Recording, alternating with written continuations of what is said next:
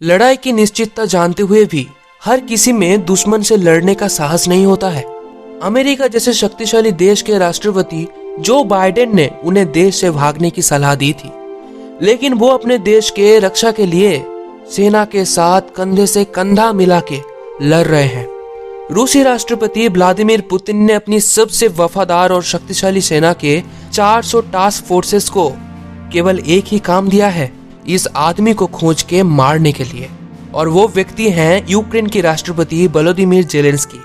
परमाणु हथियार से भरी दुनिया के सबसे ताकतवर देश रूस और उसके सैनिकों के आगे झुकने को तैयार नहीं है। वो जानते हैं कि अगर रूस के सैनिक उनको पकड़ लें तो उनकी मृत्यु निश्चित है, लेकिन वो देश के रक्षा के लिए प्रतिबद्ध है। पिछले 100 साल के इतिहास में ऐसा बहादुर नेता किसने नहीं देखा था। वो आज एक रियल लाइफ सुपर हीरो की तरह देश की रक्षा कर रहा है। लेकिन क्या आप जानते हैं कि वो एक प्रोफेशनल पॉलिटिशियन नहीं है, वो एक अभिनेता थे और बहुत ही साधारण जीवन उनकी थी। तो ऐसा क्या हुआ कि वो यूक्रेन की राष्ट्रपति बन गए? तो आइए आज की इस वीडियो में मैं आपको यूक्रेन की राष्ट्रपति जेलेंस्की के बारे में कुछ ऐसी बातें बताऊंगा जो आपने पहले कभी नहीं सुने होंगे। तो इस वीडियो को स्किप ना करते हुए अंत तक जरूर बने रहिए। तो आशा करता हूँ आप सब बहुत बढ़िया होंगे। मैं हूँ कृष्णेंदु चौधरी और आप देख रहे हैं सीक्रेट दुनिया यूट्यूब चैनल। 25 जनवरी 1978 को यूक्रेन की कीव में जेलेंस्की की जन्म होता है। वो एक यहूदी परिवार में पैदा हुए थे। उनका पिता एक स्कूल टीचर थे, ओलेक्जेंडर जेलेंस्की, और उनकी माँ प्रिमा एक इंजीनियर थी। कहा जाता है कि जेलेंस्की की जो परदादा थे वो हिटलर की नाजी कैंप में मारे गए थे। जेलेंस्की जब पैदा हुए थे तब यूक्रेन सोवियत यूनियन का एक पार्ट था और उनकी जो ग्रैंडफादर थे वो सोवियत रेड आर्मी में काम करते थे। बचपन से जेलेंस्की को पढ़ाई अच्छी नहीं लगती थी क्योंकि वो एक एक्टर बनना चाहते थे, लेकिन 16 साल की उम्र में उनको इंग्लिश सब्जेक्ट में स्कॉलरशिप मिली और इसकी वजह से वो इजराइल में जाके पढ़ाई करना चाहते थे, लेकिन उनके पिता उनको परमिशन ही नहीं देते। और जैसे कि मैंने आपको पहले ही कहा कि वो एक एक्टर बनना चाहते थे और इसीलिए वो 17 साल की उम्र में वो एक लोकल कॉमेडी चैंपियनशिप केबिन में युक्त होते हैं और 1995 में वो यहाँ पे जीत हासिल करते हैं। अब 2003 में जेलेंस्की एक टीवी प्रोडक्शन कंपनी खोले जिसमें उनको बहुत ही ज्यादा सक्सेस भी मिली। 2008 में वो एक सिनेमा के किरदार में नजर आए जिस सिनेमा का नाम था लव इन द सिटी, और इसके बाद एक के बाद एक उनकी हर एक सिनेमा हिट होती जाती है और धीरे धीरे वो एक फेमस चेहरा उतर के आई। करियर के शुरुआत में उनकी पॉलिटिक्स की तरफ उतना इंटरेस्ट नहीं था, लेकिन 2014 में यूक्रेन में जो सरकार थी उसके विरुद्ध में लोग प्रोटेस्ट कर रहे थे क्योंकि सरकार द्वारा की गई करप्शन लोगों के सामने आ चुकी थी। इसकी वजह से यूक्रेन सरकार ज्यादातर आर्टिस्ट और इन्फ्लुएंसर्स को बैन करना शुरू कर दी और यही कारण था जेलेंस्की की राजनीति में आने की। तब की Ukraine president Viktor Yanukovych resign देके रशिया भाग जाते हैं और इसी चीज का फायदा उठा के रशिया यूक्रेन की क्रीमिया इलाके को कैप्चर कर लेते हैं। इसके बाद जो यूक्रेन की प्रेसिडेंट होते हैं पेट्रो पोरोशेंको, उनके खिलाफ भी करप्शन की बहुत सी चार्जेस होते हैं। तो ये हालत थी यूक्रेन की।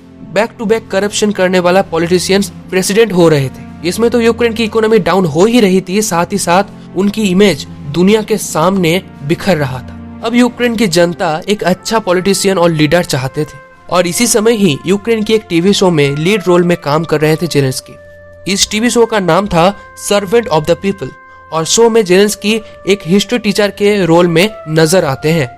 इस शो का कहानी कुछ इस तरह से था कि उनके देश में बहुत सारे पॉलिटिकल करप्शन चल रहा है और वो राजनीति में आते हैं और देश की प्रेसिडेंट हो जाते हैं। धीरे धीरे वो अपने देश को करप्शन मुक्त करते हैं और एक शक्तिशाली देश गठन करते हैं। तो यही चीज उनके रियल लाइफ में भी काम आई। तो ये शो बहुत ही ज्यादा पॉपुलर भी हुआ था और जेलेंस्की की नाम चारों तरफ फैल गई थी और इसी बात के चलते वो एक पार्टी गठन करते हैं और नाम रखते हैं servant of the people. Zelensky 2019 में यूक्रेन में प्रेसिडेंट की पद के लिए अपना नॉमिनेशन भरते हैं और प्रचार कार्यक्रम के लिए वो सोशल मीडिया को अपना हथियार बना लेते हैं और सबको चौंका के वो 73% वोट के साथ वो यूक्रेन की 6th प्रेसिडेंट चुने जाते हैं। प्रेसिडेंट होने के समय वो जो वादा किए थे यूक्रेन को एक करप्शन मुक्त देश बनाएंगे, उसके लिए वो बहुत सारे कार्यक्रम करे, लेकिन वो ये भी कहे थे कि यूक्रेन को वो नेटो और यूरोपियन यूनियन के सदस्य बनाएगा। जेलेंस्की का मानना है कि नेटो के साथ युक्त होने से यूक्रेन और भी ज्यादा पावरफुल बन जाएगा, लेकिन रशिया को ये चीज मंजूर नहीं थी। रशिया नहीं चाहता था कि उनके सबसे बड़ा दुश्मन उनके पड़ोसी के घर में आके उन्हें ही मारने के लिए बैठ जाए और इसी वजह से आज रशिया और यूक्रेन के बीच युद्ध हो रहा है, जिसमें बहुत सारे आम लोगों की मौत हो रही है। लेकिन यूक्रेन की ये प्रेसिडेंट जेलेंस्की बहुत ही बहादुरी के साथ जंग में डट के खड़े हुए हैं। पुतिन उसके 400 स्पेशल फोर्सेस को इसी वजह से भेजे हैं कि जिससे जेलेंस्की को मार दी जाए, और अगर जेलेंस्की मर गए ना तो यूक्रेन की आर्मी की मनोबल टूट जाएगी और यूक्रेन वहां पे सरेंडर कर देगा। और इसीलिए ही आज अमेरिका ने जेलेंस्की को अमेरिका में आने की प्रस्ताव दी, लेकिन जेलेंस्की वो प्रस्ताव खारिज कर देते हैं और वो अपने देश में ही रहने का ठान लेते हैं। बहुत सारे एक्सपर्ट का मानना है कि जेलेंस्की का राजनीति के बारे में उतना डीप नॉलेज ना होने के कारण ना वो नेटो और अमेरिका के चक्रव्यूह में फंस चुके हैं। उनका सबसे पहला प्रायोरिटी ये होना चाहिए था कि रशिया के साथ एक अच्छी संपर्क बिल्ड करनी, लेकिन फिर भी हम जानते हैं कि यूक्रेन कभी भी इस युद्ध को नहीं जीत पाएगा। जिस तरह से जेलेंस्की रशिया के मनोबल को तोड़ रहे हैं ना, उससे कहीं ना कहीं पुतिन की हार और जेलेंस्की की जीत हो रही है। तो दोस्तों आप ये बताएं कि जेलेंस्की जिस तरह से रशिया के सामने डटे हुए हैं, या वो सही है या उनका मुसीबत वो खुद और भी ज्यादा बढ़ा रहे हैं? आपका राय हमें कमेंट में जरूर बताएं। और इसी तरह का वीडियो देखने के लिए चैनल को सब्सक्राइब करें और मिलते हैं आपसे नेक्स्ट वीडियो में। तब तक के लिए जय हिंद, वंदे मातरम।